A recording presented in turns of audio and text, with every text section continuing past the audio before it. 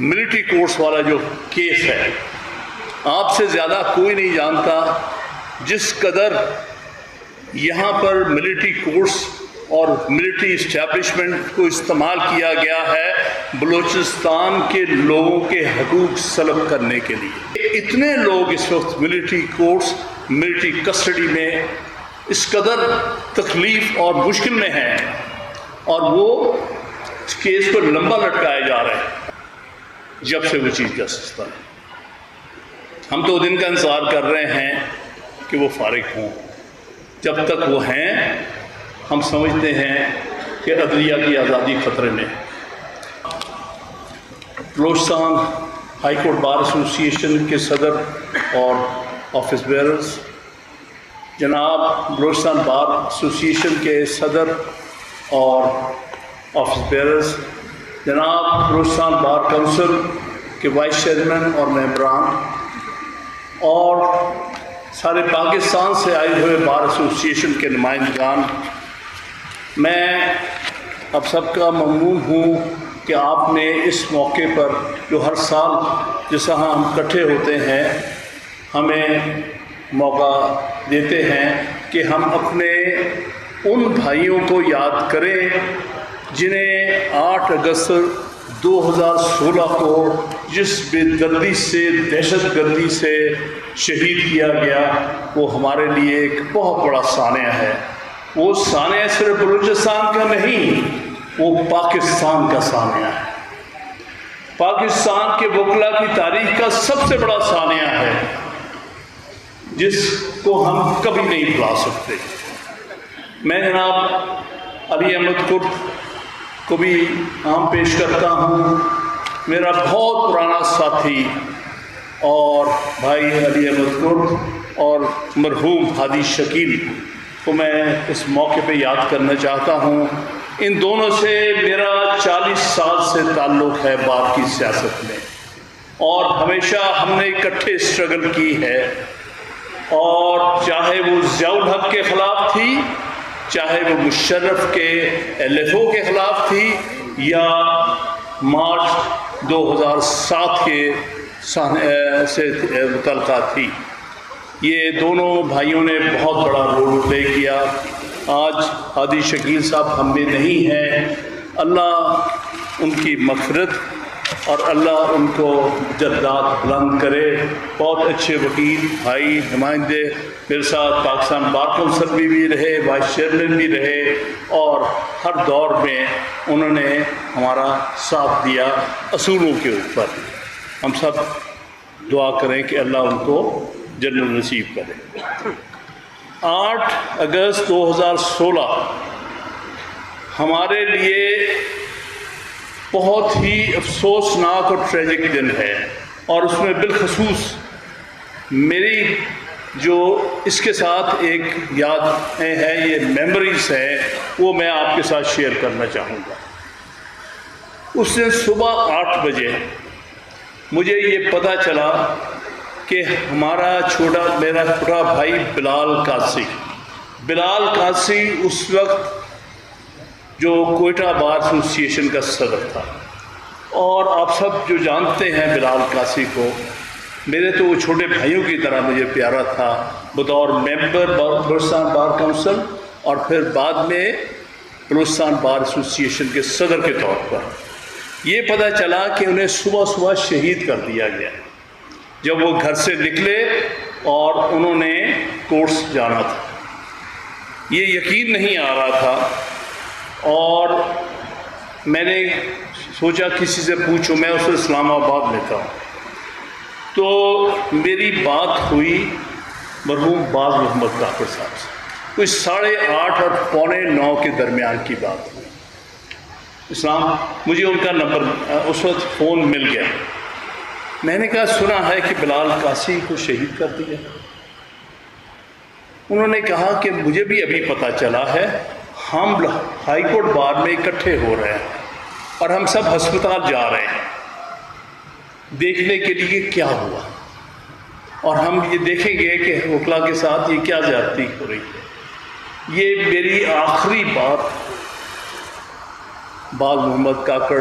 جو انتہا کا پیارا انسان تھا، آپ سب جانتے ہیں، مجھے چھوٹے بھائیوں کی طرح پیارا تھا، ہر دور میں ہر موقع پر وہ ہمارا ساتھی ہوتا تھا، ہر وقت وہ کھڑا۔ اس وقت president Balochistan high court bar کا الیکشن لڑ رہے تھے، وہ غالباً 16 اگست کو ہونے جا رہا تھا 2016 کو،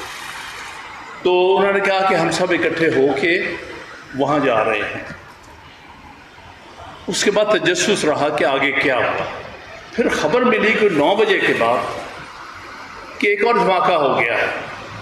ٹی وی پر میں نے دیکھی ایک اور دھماکہ ہو گیا ہے، اور اس میں وکلا موجود ہیں، وہ شدید زخمی یا شہید ہوئے ہیں۔ اب میں نے کوشش کی کہ پتہ کروں کیا ہوا، مسلسل فون کیے، جس میں باغ محمد کاکڑ کو،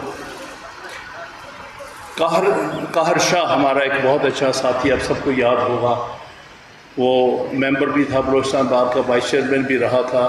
اور سپریم کورٹ بار کا ایگزیکٹو ممبر بھی ہمارے ساتھ رہا تھا، بہت اچھا انسان تھا، بلکہ وہ جج بننے والا تھا بلوچستان ہائی کورٹ۔ میں نے اس کو فون کیا،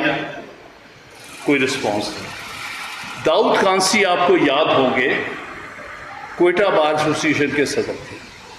بہت پیارے انسان تھے، بہت اچھا میرا ان کا تعلق تھا، انہوں نے لاء کی ڈگری بھی لاہور سے لی تھی۔ میں نے ان کو فون کیا، اور جو جتنے اور مجھے ساتھی تھے، مثال امان اللہ کرنانی صاحب کو فون کیا، ان کا فون بھی رسپونڈ نہیں کر رہا تھا۔ بہت پریشانی ہوئی، آدھ گھنٹہ میں مسلسل فون کرتا رہا، کوئی کہیں سے رسپانس نہیں مل رہی تھی۔ کوئی آدھ پون گھنٹے کے بعد پہلی دفعہ منیر کاکڑ نے فون اٹھایا، تو شکر کیا کچھ مجھے خبر ملے گی۔ تو میں نے منیر سے پوچھا کہ بھائی میں نے یہ بات سنی ہے کہ وکلا پر پھر دہشت گردی ہوئی ہے بلال کانسی کے بعد۔ تو اس نے ایک بات کہا ہاں صاحب ہم برباد ہو گئے۔ یہ منیر کاکڑ کے الفاظ میں کبھی نہیں پہنچ سکے۔ اتنی بڑی ٹریجڈی کوئٹہ کی نہیں، سارے پاکستان کی ٹریجڈی ہے۔ ہمارے ذہن سے وہ تصویریں نہیں جاتی، ان لوگوں کا پیارا کانٹیکٹ نہیں جاتا، جن کچھ تو میں نے نام لیے ہیں، کچھ اور ایسے ساتھی ہمارے تھے جو اس حادثے میں شہید ہوئے یا شدید زخمی ہوئے۔ جو شہید ہوئے اللہ ان سب کو، ویسے شہید کو جنت کی ہی جگہ ملتی ہے، ہمیں یقین ہے وہ ان کی شہادت رب کو قبول ہوگی، اور وہ اللہ ان کے درجات بلند ہوں گے۔ لیکن یہ ٹریجڈی میں یہ عرض کروں کہ یہ صرف کوئٹہ بلوچستان سے ریلیٹڈ نہیں ہے، یہ پاکستان بھر کی یہ ٹریجڈی ہے، جس کو کسی طور بھی بھلایا نہیں جا سکتا۔ ہم جتنا بھی اس پر سوچیں کم ہے۔ اس کے بعد مجھے کچھ دنوں کے بعد بڑی مشکل سے اس وقت کے جو چیف جسٹس تھے، انہوں نے سو موٹو نوٹس لیا ٹریجڈی کا، اس کو 20-22 دن لوگ ہم نے کافی یہاں آنے کے بعد، کیونکہ میں پھر اس دن شام کو مجھے پہلی فلائٹ مل سکی کوئٹہ آنے کی، اور وہاں میں نے جو 2-3 دن گزارے ہیں 8 اگست 2016 کے بعد، میری زندگی میں اس قدر افسوسناک دن مجھے کبھی یاد نہیں۔ میں ان وکیلوں بیچاروں کے، شہید وکیلوں کے گھروں پہ گیا جن کے 2-2 سال کے بچے تھے، نئی شادیاں ہوئی تھی، اور وہ صرف کوئٹہ سے نہیں بلکہ پشین سے تعلق تھا، کسی کا اور مختلف حصے سے تعلق تھا۔ وہ 2 دن جو ہے وہ میں سمجھتا ہوں تاریخ کے سیاہ ترین دنوں میں سے ہیں۔ اللہ ہمارے ان وکلا بھائیوں کو، ان کے خاندانوں کو اللہ صبر دے، اور خدا کرے کہ ان میں سے وہی بچے جو ہیں ان کی جگہ اچھے وکیل بن کے، اچھے جج بن کے ثابت ہو سکے۔ جب یہ سو موٹو نوٹس لیا گیا تو اس پر ایک بینچ یہاں کوئٹہ میں بیٹھا، مجھے اس بات کا بہت ہی احسان اور اس بات کا مجھے اطمینان ہے کہ مجھے بلوچستان بار ایسوسی ایشن، ہائی کورٹ بار ایسوسی ایشن اور بلوچستان بار کونسل نے اپنا وکیل مقرر کیا اس کو موٹر پروسیڈنگس میں۔ وہاں پر میں نے یہ اصلاح کی سب کی طرف سے کہ آپ خدارہ ایک جوڈیشل کمیشن بنا کے اس پر آپ جوڈیشل رپورٹ اور جوڈیشل انکوائری کروائیں۔ پہلے تو کچھ وہ بگڑے، میں نے یہی کہا کہ جس کو آپ حاضر جج میں سے لگائیں گے اس کا بلوچستان سے تعلق ہو۔ اس وقت صرف قاضی فائز جج تھے جن کا تعلق بلوچستان سے تھا۔ بہرحال پہلے تو انہوں نے اس بات کو برا منا کے کہا کہ بھئی آپ ہمیں ڈکٹیٹ مت کریں۔ میں نے پھر کہا کہ ریکویسٹ ہے آپ سے، کیونکہ ان کو پتہ ہے کہ بلوچستان کے کیا حالات ہیں، وہ بلوچستان ہائی کورٹ کے بھی چیف جسٹس رہے۔ بہرحال انہوں نے بڑی مشکل سے ان کو اپوائنٹ کر دیا۔ میں یہ کہوں گا کہ 2-3 مہینے لگا کے قاضی فائز صاحب نے بہت اچھی وہ رپورٹ پڑھنے والی ہے، اس میں انہوں نے وہ کام کیا جو اس وقت آئی جی اور چیف سیکرٹری جو پیش ہوتے تھے، بلکہ میں نے یہ کہا جب یہ کیس پیش ہوا کہ بھائی انہوں نے تو وہ کچھ پتہ کر لیا ہے جو یہ چیف سیکرٹری اور آئی جی جو ہے یہ نہیں کر سکے، کہ کہاں کہاں فیکٹریاں لگی ہوئی ہیں خود کا شملہ آوروں کی، ان کی جیکٹس بنانے کی، یہاں تک بھی اس میں انہوں نے جو ہے وہ ذوب اور دوسری جگہوں کا پتہ کر۔ میں سمجھتا ہوں اس رپورٹ پر اگر عمل درآمد ہوتا تو بہت ساری دہشت گردی رک سکتی تھی، لیکن افسوس کی بات یہ ہے کہ بعد میں وہ کیس کہیں آصف سعید کھوسا کے پاس آیا، بلکہ ایک پیشی پر مجھے اچھی طرح یاد ہے کہ یہ یہ رپورٹ اڈاپٹ ہو گئی تھی، اس کے آرڈر موجود ہیں۔ اس سے جو پہلی پیشی جب ہوئی تو اس میں انہوں نے یہ کہہ دیا کہ یہ رپورٹ جو ہے یہ قاضی فائز صاحب کی پرسنل اوپینین، بالکل غلط۔ میں نے اس کے خلاف ودن نیکسٹ 1 ویک ایک ریویو پٹیشن داخل کی ہوئی ہے ساری بارز کی طرف سے، جو آج تک نہیں لگی۔ 2017 کی غالباً فروری یا مارچ کی تاریخ ہوگی، آج تک نہیں لگی، کیونکہ اس میں واضح طور پہ منسٹری آف انٹیریئر کے خلاف بہت اسٹرانگ گراؤنڈز انہوں نے بتائی تھی۔ اس وقت جو ایک صاحب تھے انٹیریئر منسٹر، انہوں نے بڑا شور شرابہ کیا تھا، بلکہ ریویو پٹیشن بھی داخل کی تھی۔ تو کہنے کا مطلب یہ ہے کہ اس وقت تک اسٹیبلشمنٹ پوری طرح سے حاوی ہو چکی تھی کہ اس میں ہم نہیں چاہتے کہ کوئی انکوائری مزید کوئی پروسیڈنگز ہوں، کیونکہ ایکسپوجر ان کا ہو رہا تھا، مکمل طور پہ اسٹیبلشمنٹ کا ایکسپوجر ہو رہا تھا کہ جتنے واقعات دہشت گردی کے بلوچستان میں ہو رہے ہیں ان کی بنیاد کیا ہے، کہاں پر ہو رہے ہیں، کہاں فیکٹریاں لگی ہیں، کہاں یہ سب کچھ ہوتا ہے، لیکن اس پر عمل درآمد کرنے کی کسی کو جرت نہیں تھی، نہ ان کی خواہش تھی۔ وہ آج تک پینڈنگ ہے، لگ بھگ 7-8 سال ہونے کو ہیں۔ تو ہماری یہ ڈیمانڈ ہے، اور بہت ہی مجھے افسوس ہے، قاضی فائز صاحب سے میں ایکسپیکٹ کرتا تھا کہ جب یہ چیف جسٹس بنیں گے سب سے پہلے میری وہ ریویو پٹیشن سنی جائے گی جس میں انہوں نے اس رپورٹ کو ڈسپوز آف کر دیا تھا یہ کہہ کر کہ ان کی ذاتی اوپینین ہے، لیکن دنیا تبدیل ہو جاتی ہے، سمجھ نہیں آتا کہ کیوں ابھی تک انہوں نے اس رپورٹ کو چھیڑا تک نہیں ہے، جانتے ہوئے کہ ریویو پینڈنگ ہے۔ اس کے بعد جو واقعات ہوئے، قاضی فائز عیسیٰ کے خلاف جو ریفرنس آیا، ہم نے سمجھا، بار ساری نے یہ سمجھا، بالخصوص بلوچستان سے جو بار ایسوسیشنز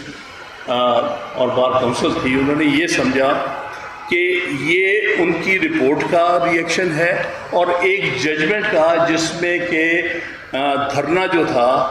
اس کے بارے میں انہوں نے ایک بڑی اچھی بات کہی تھی اپنے آرڈر میں فروری 2019 میں کہ ہر فوجی کو اپنا آئین کے تحت اوتھ پڑھنی چاہیے، اور اس اوتھ میں واضح لکھا ہوا ہے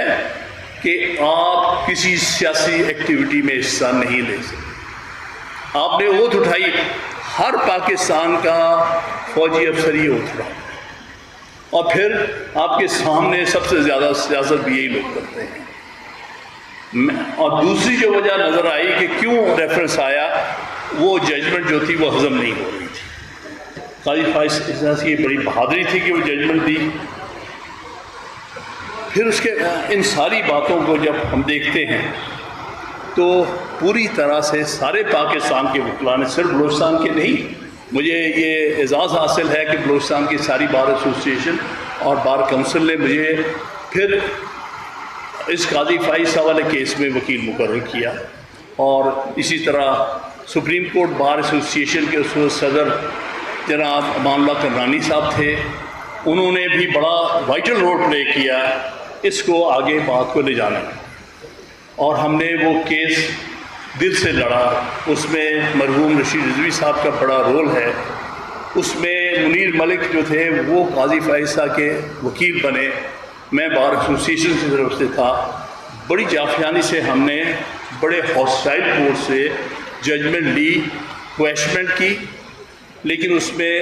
7 ججز نے کچھ اپنے نوٹ دیا، اس پر پھر ہمیں جانا پڑا پھر سے ریویو میں، اور آخرکار ریویو میں بھی فیصلہ ہمارے حق میں ہو گیا۔ ہمارا یہ خیال تھا کہ قاضی صاحب جن تجربات سے گزرے ہیں وہ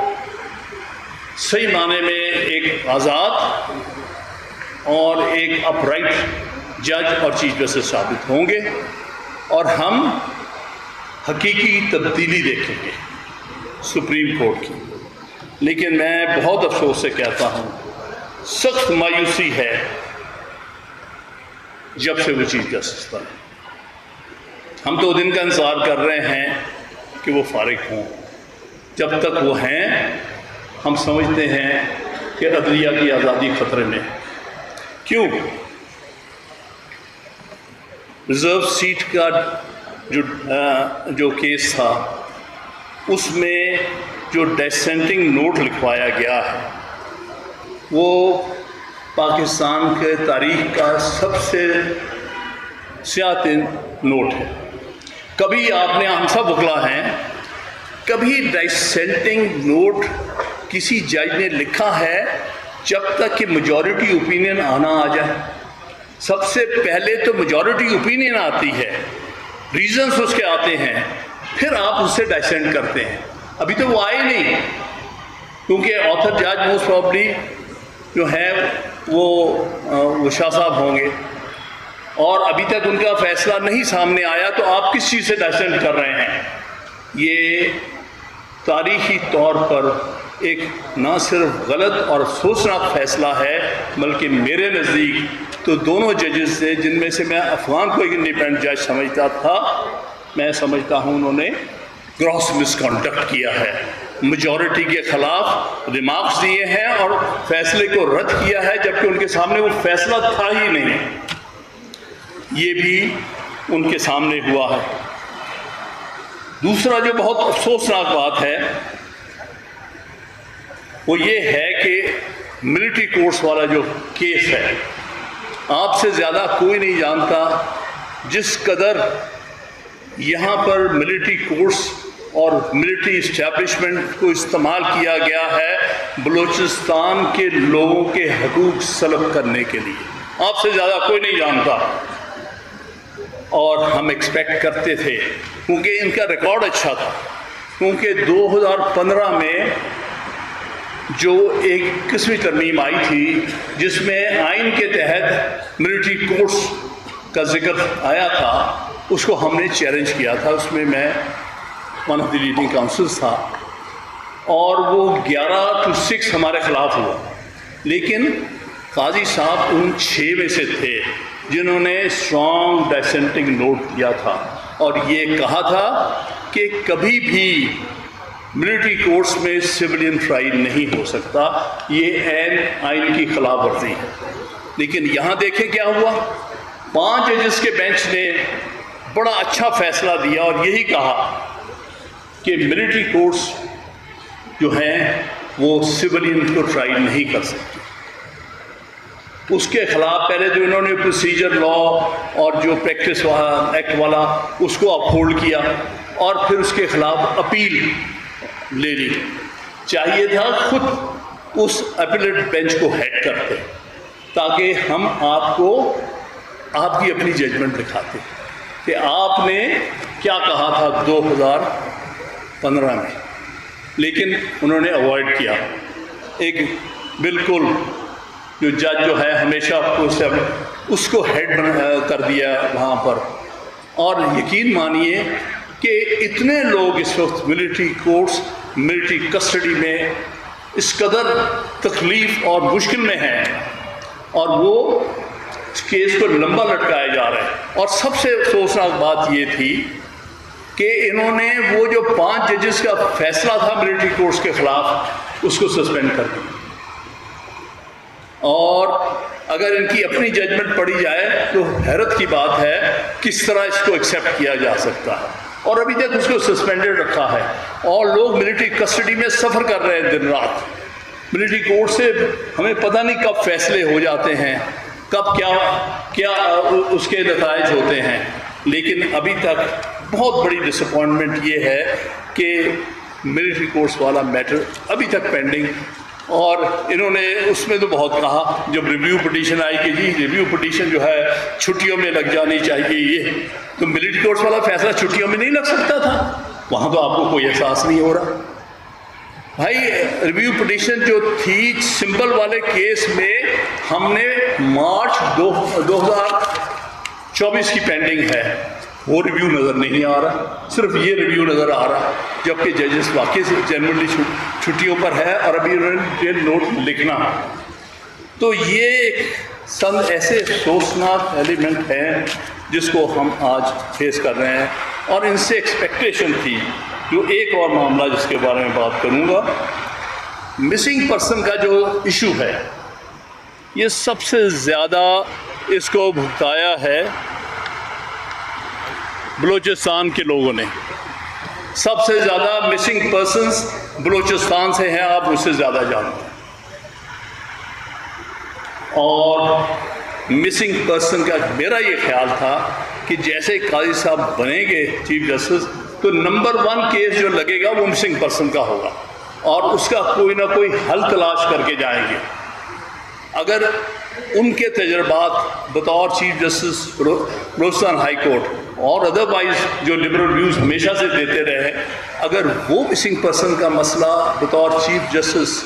آف پاکستان نہ حل کر سکے تو پھر کون کرے گا؟ کس سے ہم یہ ایکسپیکٹیشن رکھیں؟ تو میں یہ عرض کرتا ہوں، دوسری ہمارے لیے بہت بڑی ڈس اپوائنٹمنٹ یہ ہے کہ تقریباً لگ بھگ